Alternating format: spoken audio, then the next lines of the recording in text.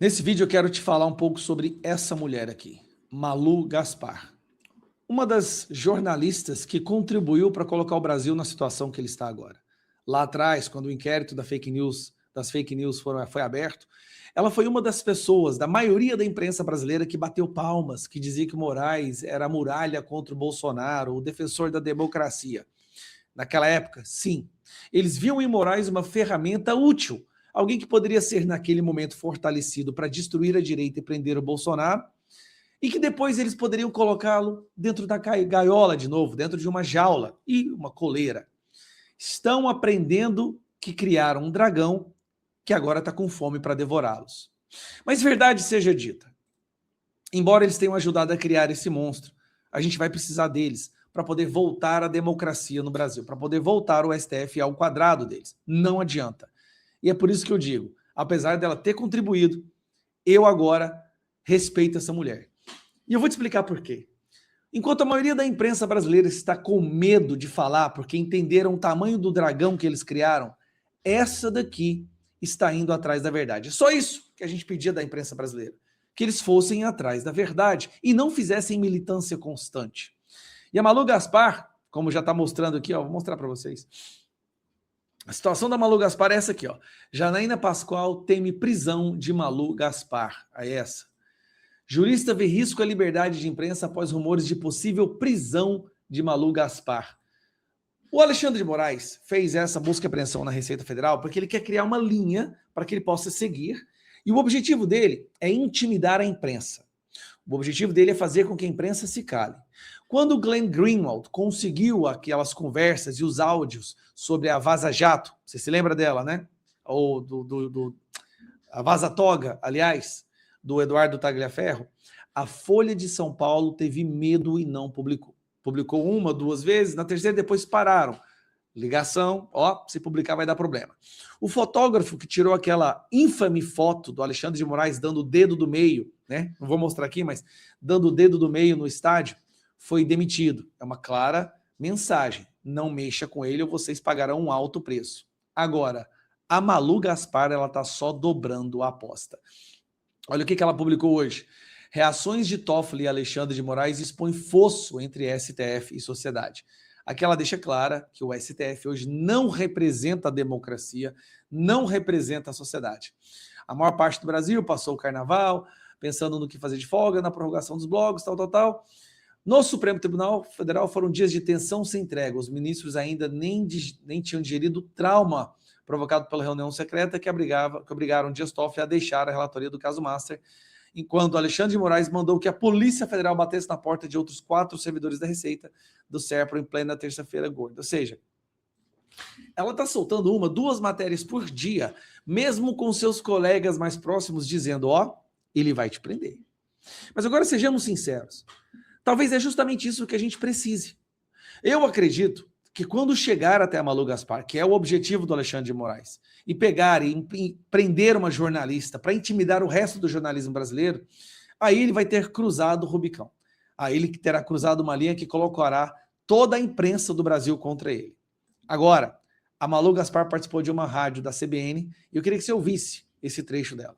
E em relação, Malu, a essa investigação contra os auditores da Receita, também vem causando bastante estranhamento essa investigação ter sido incluída no inquérito das fake news, né?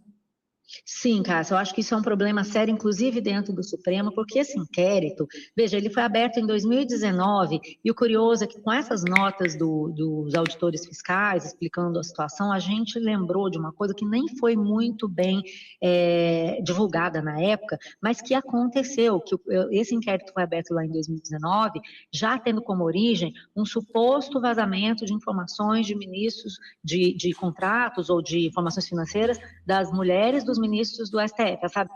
Ou seja, o inquérito das fake news começou justamente por isso, tá? Ocultar dados estranhos e Bom, suspeitos dos ministros e suas esposas. A mulher do ministro Gilmar Mendes à época, a mulher do ministro Dias Toffoli, e o Dias Toffoli abriu um inquérito com interesse próprio, né, porque ele seria alvo disso, entregou para o Alexandre de Moraes sem sorteio.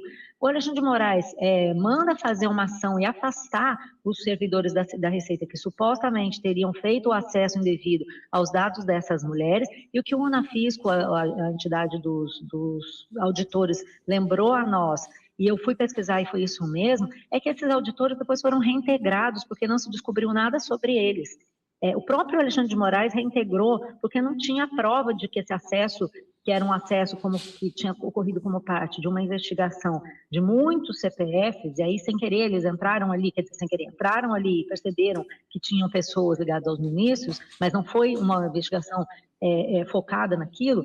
O próprio ministro Alexandre de Moraes mandou reintegrar esses servidores. Então, veja, você tem uma investigação em 2019 que já iniciou errado, decidindo abrir investigação, decidindo quem ia ser o investigador, quem seria o juiz. Bom, você já tem um contexto ruim, mas além disso, a investigação avança e você descobre que não tem nada para investigar. O que você faz? Fecha o inquérito.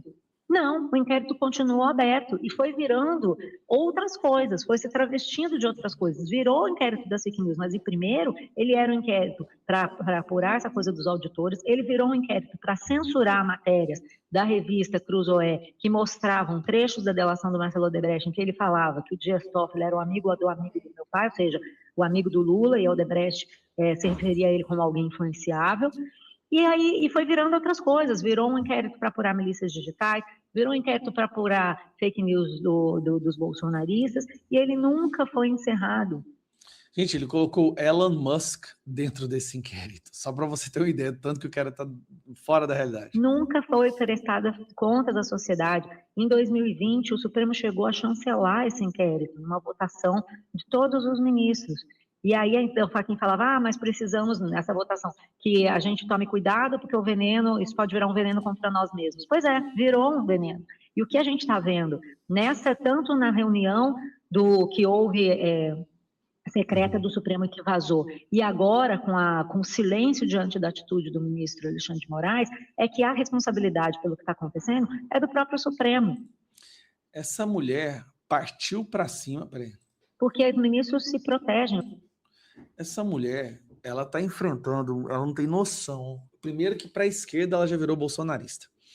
Para a extrema esquerda já soltam aí nos grupinhos que ela se rendeu ao bolsonarismo, que ela é fascista. Mas ela não é. Ela é de esquerda, o posicionamento dela nos seus artigos, sempre, nas suas colunas, sempre mostra isso, nos seus posicionamentos, mas eu acho que até a imprensa percebeu, olha, nós criamos algo terrível para o nosso país e a gente tem que lutar contra. Só que a primeira pessoa que está tendo a coragem de realmente ir para cima e continuar as investigações é ela.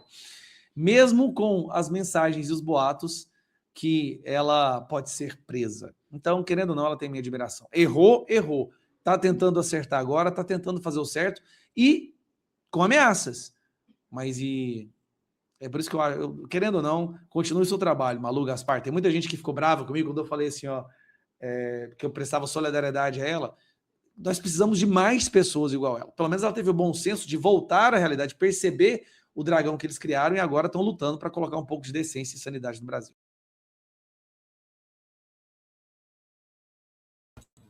É o que o Gustavo falou, né, pessoal? Reconheceu que errou e agora está tentando acertar, né?